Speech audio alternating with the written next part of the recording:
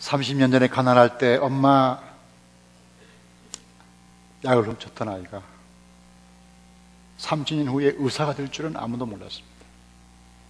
그리고 이렇게 약값을 대줬던 그 아저씨가 갑자기 환자가 되어 자기 앞에 나타날 줄도 몰랐습니다.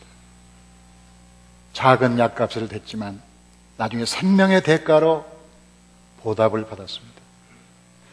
저는 짧은 영상을 통해서 이런 생각했습니다. 이 세상에서도 우리가 선한 일을 하고 베풀고 사람을 섬기면 반드시 보상을 받는다. 우리가 사람에 대해서뿐이겠습니까? 이 세상에서뿐만이겠습니까? 만약에 하나님을 섬긴다면, 우리가 하나님을 예배한다면, 그분을 봉사한다면 어떻게 될까요? 우리가 사람을 섬겨도 이렇게 보상을 받고 축복을 받는데 하나님을 섬긴다면 우리가 얼마나 큰 보상과 축복을 받을까? 그런 생각을 했습니다. 저희 할머니는 6.25 때 돌아가셨습니다. 저는 할머니 얼굴을 본 적이 없습니다. 6.25 때 돌아가신 뒤에 우리 삼촌들이 가끔 어머니 생각이 나면 어머니 고향을 가곤 했는데 제가 한두 번 삼촌들을 따라서 고향에를 갔습니다. 그 고향은 지금 김제 금산이라는 데입니다. 이 전북 김제 금산에 가면 옛날 교회가 하나 있어요. 그 어릴 때 기와집으로 만든 교회 그냥 봤는데 그 뒤에 이 교회에서 한국교회 역사상 가장 아름다운 일이 일어났다는 사실을 알게 됐습니다. 전북 김제 금산교회 1903년에 경상도에 태어난 한 젊은 청년이 너무 집이 가난해서 먹고 살 길이 막연해서 무작정 서울로 올라가다가 김제 벌판을 지나가게 됩니다. 김제 벌판 지나가다 보니까 아주 큰 기와집이 하나 있어서 그 집에 들어가 이 사람이 머슴 살기를 자청합니다. 이 사람 이름이 이자익이라는 사람이었습니다. 이 사람이 그 집에 가서 머슴을 살기 시작했는데 그 주인은 누구냐면 조덕삼이라는 사람이었습니다. 이 부잣집에 이 머슴이 들어와서 같이 사는데 한 번은 전주에서 마차를 타고 이 말을 타고 선교사가 전도로 나가다가 이 김제 부잣집에 들어가서 전도하게 되고 그것으로 인해서 이 머슴과 주인이 함께 교회를 다니게 됐습니다. 그 뒤에 4년 5년 후에 1908년 그 교회에서 장로 투표를 하는데 많은 사람이 예상했던 대로 그 예상했던 것과는 다른 일이 일어났습니다. 부잣집 주인 그 사람은 떨어지고 그 집에 머슴 사는 이자익이라는 사람이 장로로 선출된 겁니다. 이게 뭐 그 당시로서는 상상할 수 없는 일이었습니다. 그때 조덕삼 그 지주 그 주인이 많은 교인 앞에 나타나서 이렇게 이 얘기를 했다고 합니다. 여러분 감사합니다. 우리 집 머슴을 장로님으로 뽑아줘서 참 감사합니다. 그리고 이 사람은 집에서는 종이지만 교회에서는 장로님이니까 늘 장로님 하면서 자기의 머슴을 섬겼다고 합니다. 때가 되어 이 주인도 장로가 되었는데 장로가 되었지만 늘 자기보다 먼저 된 머슴 장로를 상좌석에 앉게 하고 자기는 늘 겸손하게 뒤에 앉았다고 합니다. 그 뒤에 이 주인이 생각할 때 우리의 그 훌륭하신 이자익 장로는 그냥 장로로 맡은 사람이 아니다. 이 사람을 공부를 시켜서 목회자가 되어야만 좋겠다 해서 평양신학교에 유학을 보냅니다. 학비를 다 대고 그동안의 모든 가족들을 다 부양합니다. 그리고 먼 훗날 그분이 안수를 받고 목사가 되니까 금산교회 제2대 목사로 청빙을 해서 자기는 장로로 자기의 종은 담임 목사로 그 교회를 평생 섬겼다고 합니다.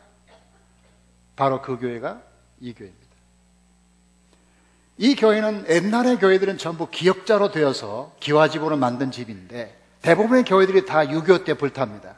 근데 이 교회만큼은 6.25 때 불타지 않고 옛날 1900년 초에 지은 그대로 보존되어 있습니다.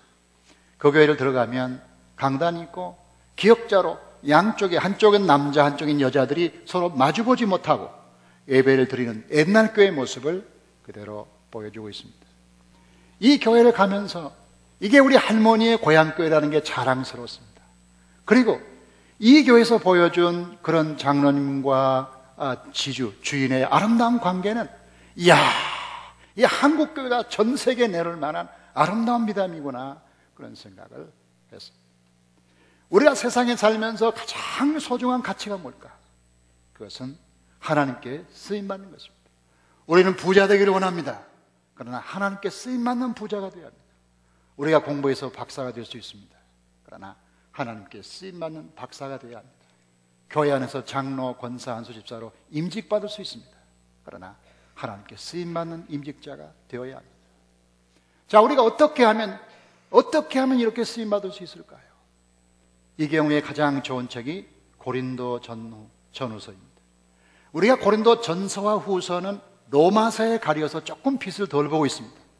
왜냐하면 로마서는 신앙의 본질을 가르쳐주는 아주 탁월한 하나님의 책인데, 이 고린도 전서와 후서는 우리의 교회 생활을 보여주는 교회 생활의 교과서 같은 것입니다.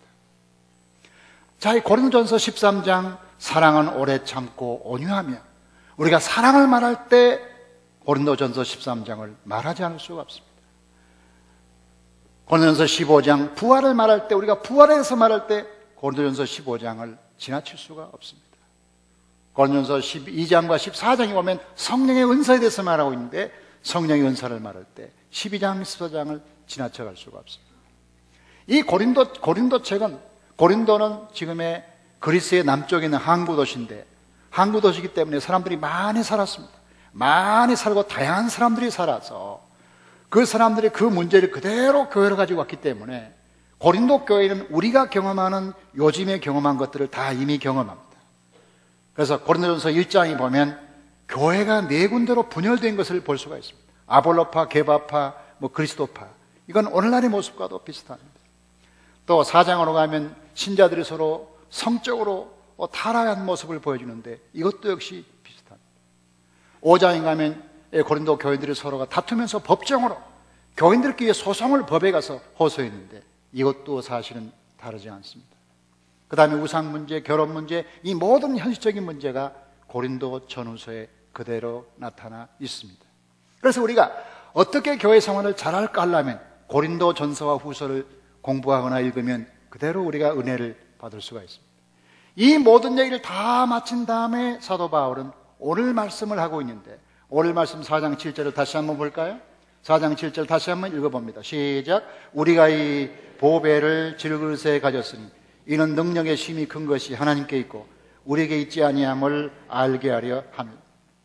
자, 이 문맥은 지금 고린도전서 1장부터 교회 분열, 성적인 타락, 우상숭배, 법적인 소송, 이런 문제를 다 다루면서 바로 이것이 우리의 교회의 현실이다, 이게 우리의 모습이다, 우리는 마치 질그릇처럼 약한 존재다. 그런데 우리가 하나님께 쓰임받을 수 있는 것은 우리가 잘나서가 아니라 우리 안에 보배가 있다, 그 보배가 있다 하면서 사도 바울이 이 말씀을 통해서 우리에게 말씀을 하고 있습니다. 저는 오늘 거룩한 날 우리 모든 성도들이 우리 존재가 무엇인가, 그리고 하나님께 쓰임받기 위해서 어떻게 해야 될 것인가, 이 말씀이 주는 은혜를 함께 나눌 때 하나님의 은혜가 우리와 함께 하기를 간절히 축복합니다. 자, 이 말씀을 통해서 우리가 배울 수 있는 첫 번째는 뭔가 하면, 우리는 모두 질그릇입니다. 다 같이, 우리는 모두 질그릇입니다. 우리가 우리 존재를 아는 게 먼저 중요한데, 우리가 주님을 위해서 열심히 일하는 것보다 중요한 것은 내가 누군가를 아는 게 매우 중요한데, 우리가 누굽니까? 바울의 말에 의하면 질그릇이다. 질그릇은 뭐예요? 흙으로 만든 그릇입니다. 플라스틱으로 만든 그릇도 있고 유리로 만든 그릇도 있겠고 더 좋은 소재로 만든 그릇도 많이 나오지만, 진흙으로 만들었기 때문에 늘 부서져요. 늘 상처를 받아요. 이게 질그릇이라는 거죠. 이스라엘 텔아비브에 가면 에렉스 이스라엘 박물관이라는 데 있는데, 그 박물관에 가면 도자기 박물관이 또 있어요. 그것은 성경시대로부터 어떻게 우리의 신앙의 선조들이 도자기를 만들었는가를 실제로 보여주면서 하는 도자기 박물관이에요. 거기 가면 이스라엘 복장을 한 사람들이 먼저 진흙을 이깁니다. 진흙을 이긴 다음에 이것을 목판에다 올리고서 이 손으로 이제 형상을 빚습니다. 땀을 뻘뻘 흘리면서 모양새를 만듭니다. 그 다음에 이것을 3000도 이상 되는 불 속에 집어넣어서 굽습니다. 구운 다음에 다시 꺼내가지고 유약을 칠한 다음에 그림을 그리거나 글씨를 써가지고 도자기를 완성합니다. 근데 이것이 늘 도자기 만드는 사람의 마음대로 되질 않아요. 마음대로 안 되면 어떡해요? 그걸 던지면 깨지는 거예요. 그래서 거기 가면 그 도자기 깨진 게 수북이 쌓여 있는 거죠. 마음에 안 드는 도자기인 거죠. 쉽게 깨어지는 거. 그런 도자기를 볼 수가 있어요. 마치 그것처럼 우리는 모두 하나님 앞에서 연약한 존재라는 사실을 성경이 말하고 있습니다. 여러분, 창세기 2장 7절 볼까요? 창세기 2장 7절을 보니까 여호와 하나님이 흙으로 사람을 지으시고, 다 같이 흙으로. 하나님이 사람을 지을 때 다른 것으로 짓는 게 아니라 흙으로 지었다는 거예요. 흙으로 지었는데 이것을 원문 성경으로 보면 그냥 흙도 아니고 흙에 있는 먼지로 지었다고 되어 있어요. Dust from the soil. 흙에 있는 먼지예요. 그냥 흙이 아니고 먼지예요. 우리는 모두 먼지 같은 존재라는 것이죠. 저는 그저께 이 판교에서 일어난 사건을 보면서 너무나 안타까웠어요. 살고 죽는 게 백지장 한 장 차이고, 살고 죽는 게 걸음 하나 차이예요. 어디에 팔을 디뎠느냐에 따라서 어떤 사람은 간신히 살고 대부분의 사람은 죽었어요. 살고 죽는 게 이게 너무너무 간발의 차이인 거죠. 속상하고 마음이 아파서 교역자들과 함께 거기를 가봤어요. 그 작은 구덩이가 사람을 죽일 줄이야 누가 알았겠어요. 거기 올라간 사람이 자기가 죽을 줄 알았으면 거기를 올라가겠어요. 살고 죽는 게 너무 한순간의 차이인 것을, 인간 너무 무상하고 너무 연약한 존재구나 하는 사실을 다시 한번 깨닫게 되는 것입니다. 여러분, 성경에 나오는 인물들을 보면 대단해 보이고 굉장히 큰 영웅같이 보이지만 사실은 모두 질그릇임을 아십니까? 아브라함을 보십니까? 아브라함이 믿음의 조상이라고 읽었지만 자기 아내를 누이 동생이라고 2번이나 속이잖아요. 그리고 아브라함이 하나님이 그렇게 아들을 주시겠다고 약속했지만 하갈을 통하여 이스마엘을 낳잖아요. 그래서 아브라함은 믿음의 조상일 뿐만 아니라 동시에 지금 아랍과 이스라엘의 분쟁의 씨앗을 제공한 사람이 동시에 아브라함이라는 사실, 여러분 생각하시나요? 아브라함은 영웅이 아닌 것이죠. 모세는 어떻습니까? 모세가 이스라엘 민족 데려와서 광야에서 대단한 일을 했지만 모세는 얼마나 연약한 질그릇입니까? 사람을 2명이나 죽이잖아요. 그 분노심을 못 참았어. 그리고 제일 모세에 대해 생각할 때마다 가슴이 아픈 것은 이미 가나안 땅 다 왔어요. 조금만 가면 돼요. 하나님이 이 반석을 향하여 물을 내라 했는데 모세는 지팡이를 들고 반석을 치면서 백성들을 저주했어요. 악담을 퍼부었어요. 그 결과 가나안 땅 들어가지 못했으니 그 장면 볼 때마다 조금만 참지, 조금만 참으면 될 것을 왜 못 참고 거기를 못 들어가나, 마치 내일처럼 속상해지는 거죠. 왜 그래요? 모세도 질그릇이란 말이죠. 성경에 나온 어떤 인물이 대단한 그릇입니까? 다윗도 성적으로 실패하고 베드로는 예수님 부인하고 다 그랬잖아요. 저와 여러분 어때요? 저와 여러분 어떤 사람들인가요? 연약한 존재들이 아닌가요? 어떤 사람이 질그릇이라는 글을 썼는데 상당히 그 글이 호소력이고 감동이 됐어요. 이렇게 썼더라고요. 자신에 대한 모욕감은 그리스도를 붙잡는 자료이다. 모욕감은 싫지만 그래야 우리가 그리스도를 의지한다. 우리는 질그릇 같아서 문제가 아니라 질그릇 같은 존재임을 몰라서 문제이다. 하나님이 모세를 쓸 때에는 그가 질그릇임을 깨달은 후였다. 모세가 자기 잘난 맛으로 살 때에는 하나님은 그를 쓰지 않았다. 우리는 질그릇이기 때문에 슬퍼할 필요가 없다. 오히려 질그릇이기 때문에 하나님을 의지하게 된 것에 감사해야 한다. 하나님은 우리를 금강석이 되라 말씀하지 않았다. 예수님을 담은 질그릇이 되라고 말씀하셨다. 질그릇을 보배로 만들겠다고 약속하지도 않았다. 질그릇 안에 보배로 임하시겠다고 말씀했다. 그것이 바로 우리의 희망이다. 이 짧은 글이 참 좋은, 질그릇에 대한 좋은 표현을 한 겁니다. 저와 여러분이 하나님 앞에 연약한 존재다, 이 사실을 인정하는 게 출발입니다. 그러면 그것으로 마칠까요? 우리가 다만 연약한 그릇이라는 사실을 알기만 하면 무슨 소용이 있겠습니까? 성경은 그 다음에 뭐라고 말하고 있습니까? 우리 안에 보배가 있다. 우리 안에 보배가 있다. 다 같이 우리 안에 보배가 있습니다. 우리 안에 보배가 있다는 희망, 이것이 바로 복음입니다. 이스라엘 가면 가장 비싼 항아리가 하나 있는데요, 이 항아리는 어떤 사람에게 팔지 않는, 값으로 헤아릴 수 없는 그런 항아리가 하나 있는데 이스라엘 박물관에 있습니다. 이 항아리 보실래요? 이 항아리는 1947년 베두인 목자가 자기 양을 잃어버릴 때 그 양을 찾으려고 헤매다가 이 항아리를 우연히 발견했는데 원래 이 항아리는 깨지지 않은 상태로 있었죠. 이 항아리 안에 뭔가가 있는 거예요. 보니까 둘둘둘 말아있는 게 있어가지고 뭐 좀 돈푼이나 얻을까 해서 고물상에 파는 거예요. 나중에 알고 보니까 이게 다른 게 아니고 성경이 들어있는 거예요. 예수님보다 150년 전에 쓰여진 성경이니까 인류 역사상 가장 오래된 성경이 거기 있는 거죠. 이사야 66장 전체가 거기 다 돌돌돌 말아가지고 성경이 거기 원래의 성경이 있는 거예요. 이야, 이거 엄청난 거죠. 여러분이 보았던 저 항아리는 깨지고 형편없는 항아리고 그 항아리 자체는 아무짝에 쓸모없지만 그 속에는 보배가 있기 때문에 동시에 항아리도 대접받는다는 거. 항아리 자체가 가치가 있기 때문이 아니라 그 속에는 보화 때문에 항아리도 같이 대단한 존재로 여김받는 거. 그래 항아리를 함부로 버리지 않잖아요.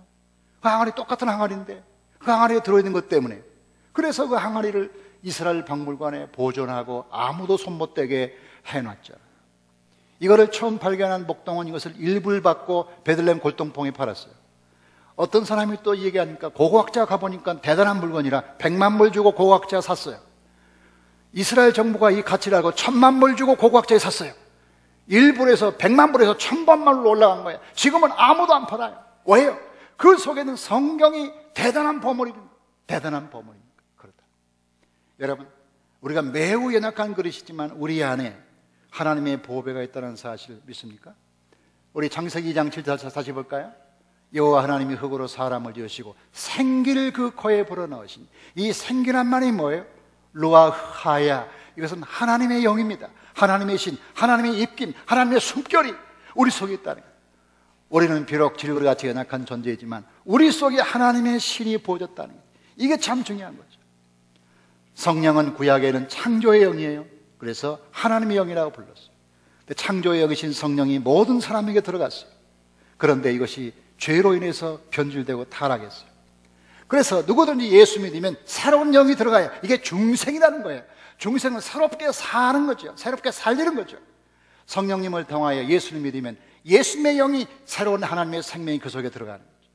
그래서 우리가 믿는 성경의 제일 중요한 진리는 누구든지 예수 믿으면 그 안에 예수님 생명이 있다고 말하고 있는데 요한일서 5장 13절 말씀 보니까 내가 하나님의 아들을 믿는 너에게 이것을 쓰는 것은 너희로 하여금 너희에게 영생이 있음을 알게 하려 합니다. 우리 속에 하나님의 생명이 있음을 믿습니까? 우리의 모든 신앙과 삶의 결판은 어디서 나느냐? 우리 안에 하나님의 생명이 있느냐 없느냐를 믿느냐, 혹시 믿지 않느냐, 여기서 결판 나는 거죠. 없어서가 아니라 있는데 못 믿으니까 문제인 거죠. 그래 요한일서 5장 11절 12절에 보니까 하나님의 아들이 없는 자에게는 생명이 없고 하나님의 아들이 있는 자에게만 이 생명이 있다고 말하고 있다는 것이죠. 이 아침에 여러분 점검해 보세요. 여러분 속에 하나님의 생명이 있는 거 맞습니까? 이 성경이 말씀을 믿습니까? 놀랍게 사도 바울은 216번이나 216번이나 우리 속에 생명이 있다 하나님의 성령도 있다고 말하고 있고요. 사도 요한은 26번 동안이나 26번이나 우리 속에 예수 믿는 사람 속에 하나님의 생명이 있다고 말합니다. 한 번만 말해도 진리인데 이게 수백 번씩 말했다면 이건 분명한 진리가 아닐 수가 없습니다. 여러분과 제 안에 하나님의 놀라운 생명이 있다는 사실을 믿으세요. 근데 문제는 이거 잘 안 믿어진다는 거죠. 안 믿어지는 사람에게 이 말씀이 중요해요. 골로새 3장 3절 말씀. 이는 너희가 죽었고 너희 생명이 그리스도와 함께 하나님 안에 감춰져 있으면, 이 감춰져 있는 거죠. 우리 속에 있는 하나님의 생명이 눈에 보이지도 않고 잘 느끼지 못하는 상태로 감춰져 있다. 감춰져 있다는 말은 없다는 말이 아니잖아요. 우리 속에 있다는 것입니다. 이게 중요해요. 하나님의 생명이 여러분 안에 있다는 이 놀라운 보화가 우리 안에 있다는 믿음, 이 믿음 갖기를 간절히 축복합니다. 그래서 우리가 결론적으로 말할 수 있는 게 뭐냐면, 그래서 우리가 하나님을 섬기고 봉사해야 된다는 거죠. 그래서 우리가 하나님을 섬기고 봉사할 수 있어야 된다 하는 겁니다. 여러분, 우리가 비록 질그릇이고 연약한 존재이지만 우리 안에는 보화가 있기 때문에 우리가 하나님을 섬기고 봉사하는 게, 이게 중요하다는 거죠. 우리는 완전한 자로 봉사하는 게 아니라 질그릇으로 봉사하는 거죠. 2주 전에 미국의 유명한 영성가 필립 얀시라는 분이 한국을 방문했어요.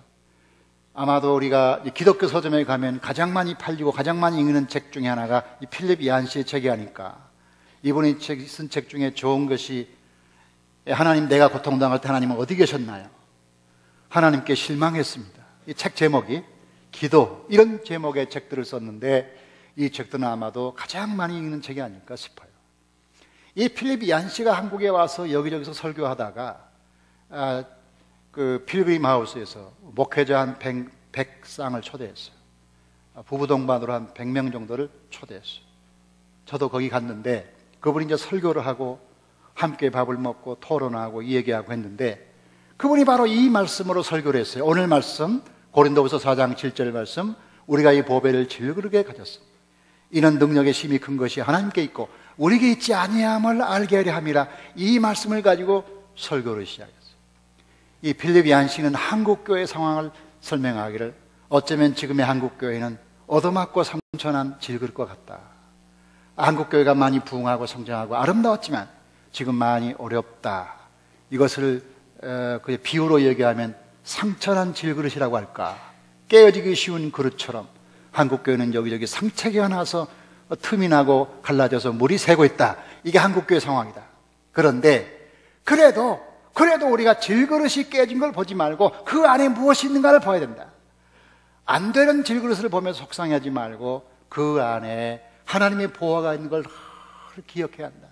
한국교회 관점이 너무 깨진 그릇 때문에 속상해하지 말자. 그러면서 이런 이야기로 그의 설교를 마쳤는데 이 하나의 애화를 그분이 얘기한 거예요. 그 얘기가 뭔가 하면, 본인은 미국 콜로라도 출신인데요. 이 콜로라도라는 데는 한국으로 말하면 강원도 같은 데예요. 산이 많고 아름답긴 하지만 시골이죠. 근데 자기는 콜로라도에서 태어났는데 자기가 태어난 콜로라도의 한 마을에 한 300명, 400명 사는 그 작은 마을인데 그 작은 마을에서 어느 날부터 사람들이 악기를 배우는 사람들이 생겨났다는 거죠. 어떤 사람은 바이올린, 어떤 사람은 첼로, 어떤 사람은 플룻, 이런 걸 불면서 작은 아마추어 오케스트라가 생겨났다는 거예요. 근데 거기 인 사람은 두말할 것 없이 그 동네 사는 아줌마, 아저씨, 할아버지 이런 분들이 오케스트라 멤버죠. 그래가지고 뭐 열심히 연습을 몇 년 하다가 몇 년 후에 마을 사람 모아놓고 공연을 할 테니까 다 모이라 그래서 어린 필립 얀시가 거기를 갔다는 거 아닙니까? 가보니까 마을에 있는 그 사람들이 연주를 시작하는데 보니까 연주의 주제가 뭐냐면 베토벤 교향곡 9번이에요. 베토벤 교향곡 9번을 연주하는데 무슨 연주인지를 모르겠다는 거죠. 무슨 연주인지를. 계속해서 이상한 소리가 나가지고 들어줄 수가 없는 연주를 하는 거야. 근데 어떤 아저씨는 연주하다가 바람 부니까요, 악보가 저리 날아가니까 그 악보 주우려고 또 가는 거야, 연주하다가. 이런 망신이 어디 있습니까, 이게? 그렇잖아요. 예? 잘 훈련된 연주자들이 아닌 거죠.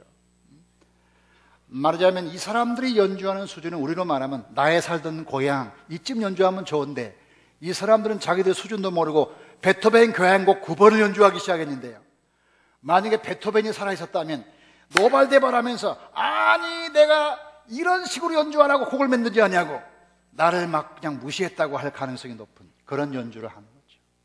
그런데요, 그렇게 형편없는 연주를 하는데도 마을 사람들은 다 좋아하는 거예요. 즐거워하는 거야. 그러면서 연주를 끝나니까 다 일어나서 막 브라보 하면서 박수 치면서 그 마을 사람들이, 그 연주하는 사람들이 가서 뭐라고 그러냐면, 오호, 우리는 베토벤에 대해서 듣기만 하고 베토벤 교향곡 알지도 못하는데, 이야, 우리한테 베토벤 교향곡을 라이브로 연주해 준 당신들께 정말 감사하다고. 응? 그랬다는 거죠. 근데 필립 얀시가 어리지만 아무리 어려도 그 연주가 시원찮았다는 걸 다 아는데, 그 연주를 들으면서 아주 뭐 대단한 연주였다고 사람들이 그렇게 말할 때 속에서 웃긴다, 그런 생각을 했다는 것이죠. 그러면서 옛날에 있었던 그 추억을 떠오르면서 오늘날의 미국 교회와 한국 교회를 보면 지금의 교회들이 좋은 연주를 하는 것 같지를 않다는 거죠. 그 연주가 만약에 베토벤이 나왔다면, 아니 이런 식으로 연주하려고 연주하지 마 하고 싶은 생각이 날 만큼 엉망으로 연주하고 낑낑거리고 삐딱거리고 소리가 제대로 안 나고 화음이 제대로 안 나는 그런 연주를 하고 있는데, 필립 얀시 말은 그래도 연주를 포기해서는 안 된다. 그래도 연주를 포기해서는 안 된다. 왜? 지나간 130년 동안 한국 민족들이 목회자의 설교를 듣고 여기까지 왔는데, 그 목회자의 설교가 하나님 보실 때 얼마나 만족스러웠을까? 하나님 보실 때, 야, 이건 만족할 만한 메시지를 전하고 있다, 내가 볼 때 완벽한 복음 설교다, 그런 설교가 얼마나 되겠냐. 하나님 볼 때 시원찮고, 마치 베토벤이 볼 때 베토벤 교향곡 시원찮게 연주하는 것처럼 오늘의 한국 교회가 하나님 마음에 싹 안 들지만, 그래도 이 한국교회 때문에, 이 교회 때문에 지나간 130년 동안 수많은 한국의 영혼들이 위로받고 힘을 얻고 하늘의 음성을 들었지 않느냐.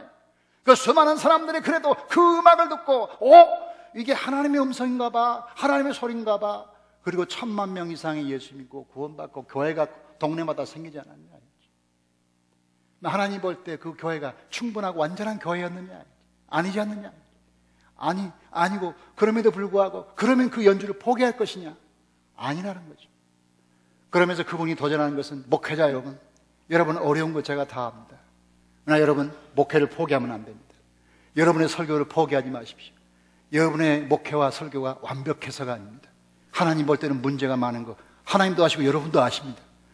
그러나 하나님은 그러나 아마추어 오케스트라를 통하여 베토벤을 연주하듯이 여러분의 아마추어 같은 부족한 봉사와 섬김을 통하여 하나님의 소리가 들리고, 여러분의 작은 봉사를 통하여 이 땅에 하늘의 음성이 들린다면, 그래서 그 음성을 듣고 하나님을 알았다면, 여러분의 연주는 서투른 사랑의 고백이지만 아름답지 않습니까? 아름다운 것입니다. 그런 연주를 포기해서는 안 됩니다. 계속해서 연주하십시오. 그렇게 설교를 했어요. 제가 설교를 듣는데 제 속에서 나오는 눈물을 참을 수가 없었어요.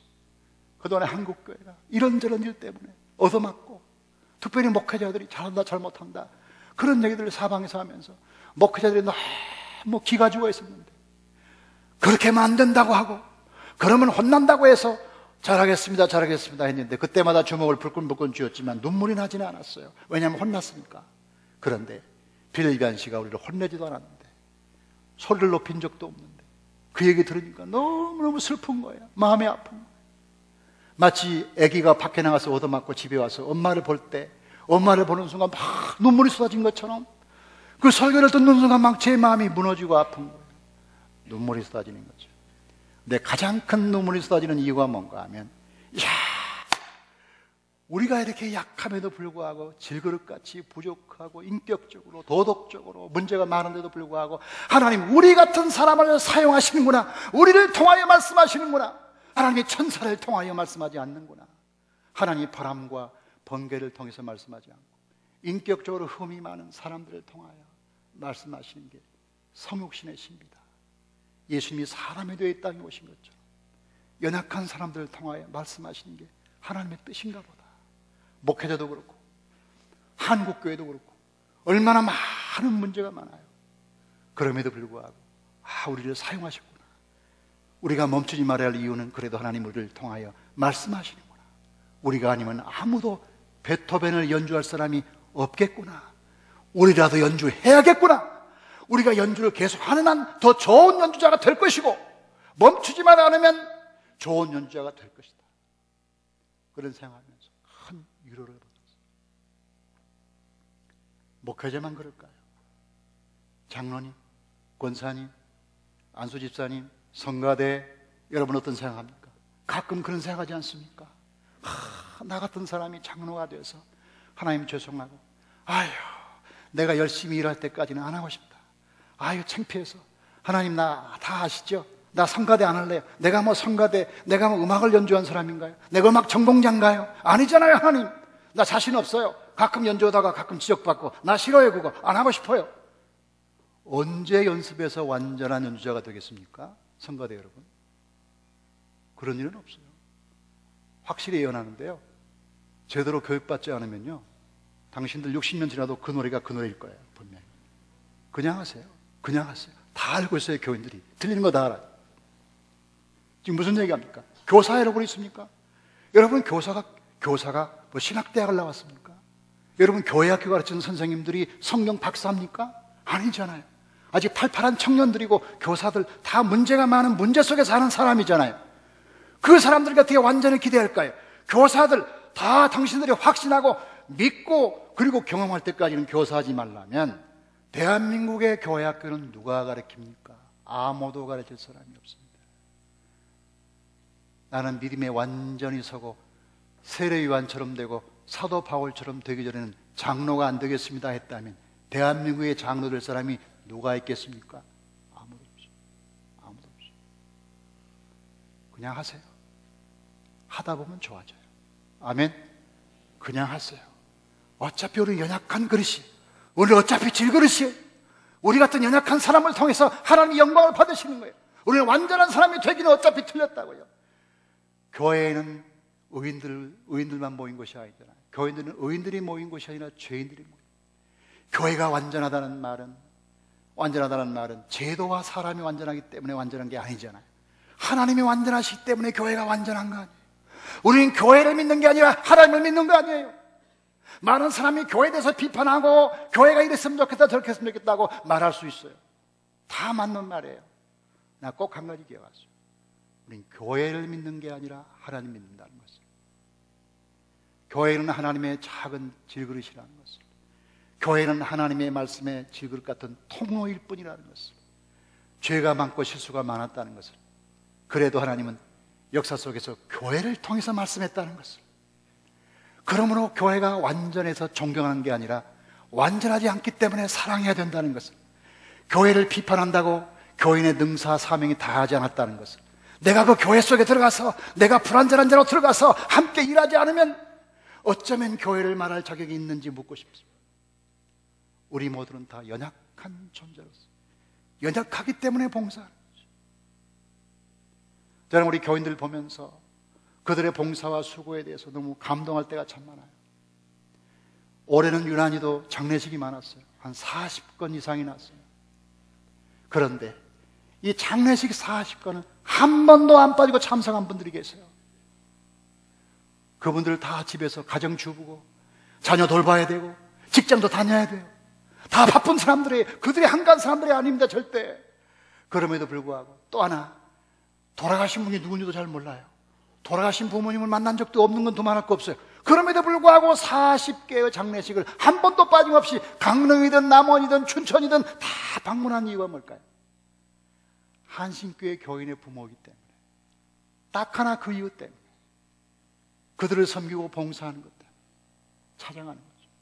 저는 장례팀에서 일하는 분들 천국에 가면 알아볼 사람이 많다는 사실을 유로드리고 싶어요. 여러분, 금방 천국 가란 말은 아니지만 때가 되어 천국 가면 많은 사람이 몰려와서 내가 죽을 때 당신이 왔는데 당신 내 얼굴도 몰랐잖아, 내 얼굴 봐, 이 모습이었어, 그때 고마웠어 라고 말할 사람이 많을 거라고 생각합니다. 헌신과 봉사가 많은 사람의 감동과 은혜를 주는 거죠. 어떤 분은 회장으로 당선돼가지고 한 해 동안 회장으로 일하면서 이분은 이런 마음을 가졌어요.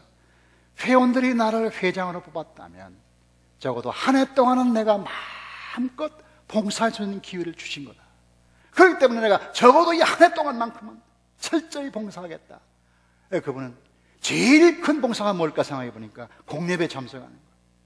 그래, 그분은 1년 동안 공예배를 빠지지 않아요. 모든 예배를 다 나오는 거죠. 그리고 최근에 칠순을 맞았는데 칠순잔치를 아이들에게, 나 칠순잔치 안 하겠다, 그걸 돈으로 줘라, 돈으로 줘라.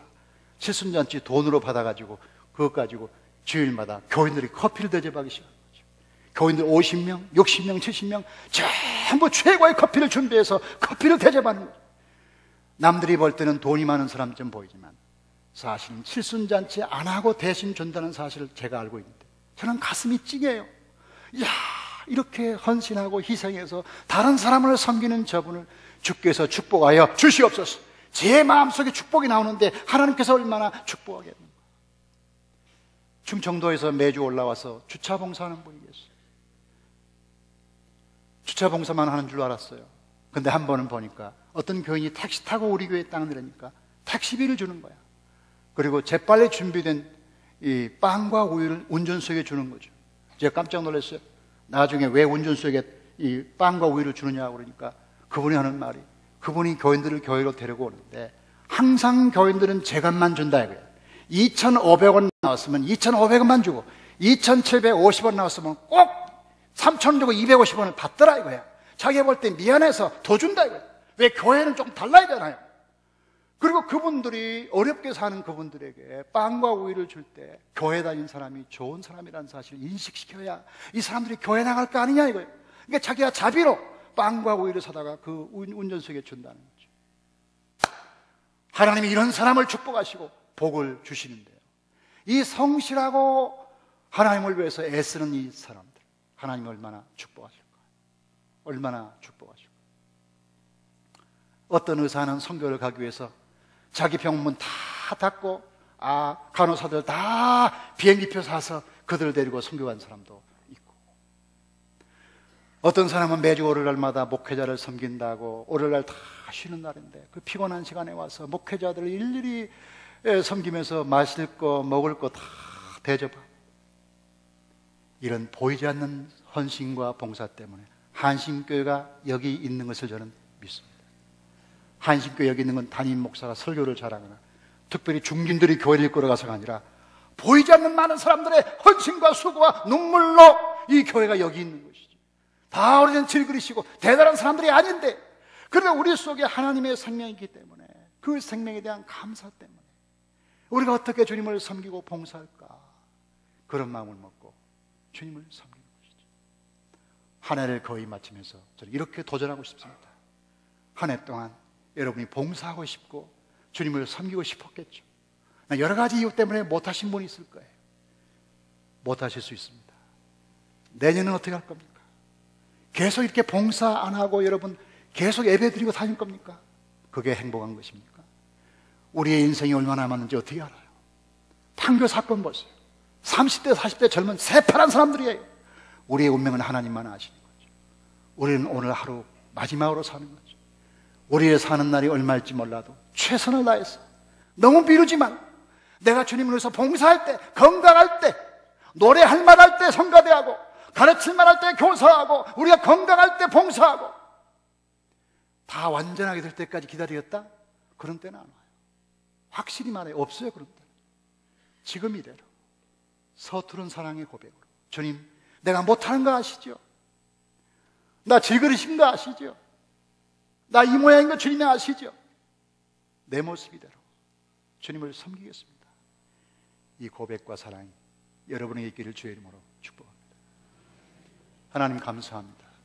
우리 자신을 돌아볼 때 우리가 얼마나 약한 존재인 걸 주님은 질그릇에 비유하여 우리 자신을 말씀하십니다. 우리는 흙덩어리요 먼지덩어리입니다. 우리가 어떻게 언제 어떻게 될지 아무도 모릅니다. 연약한 존재입니다.